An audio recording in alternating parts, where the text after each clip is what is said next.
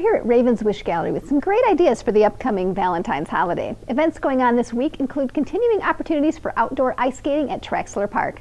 They're open Monday through Friday 4 to 9, Saturday noon to 9, and Sunday noon to 8, and conditions vary depending on the weather, so you just want to make sure they're open before you get down there.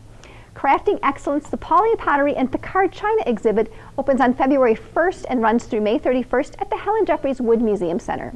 And the Parker Pen exhibit continues through March, and that's at Old Town Mall. And UW-Rock County will host Risking Everything, a Freedom Summer exhibit, and that runs throughout the month of February. Music at Northleaf Winery takes place on Friday nights at 7 p.m. Friday night, it's comedy night at the Armory, with the doors opening at 6 and the show beginning at 8 p.m. And the Janesville Performing Arts Center will host Shotgun Jane on Friday night at 7:30 as part of their Local Talent Month.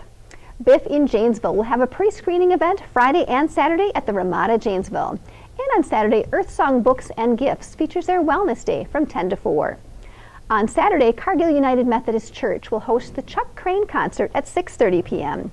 And on Saturday, Janesville Country Club will host Health Net's Pairings That Please. That runs from 6 to 10 p.m., but they do ask for pre-registration for that event. On Saturday, United Arts Alliance hosts the Janesville Area Creativity Awards at the Janesville Performing Arts Center at 6 p.m.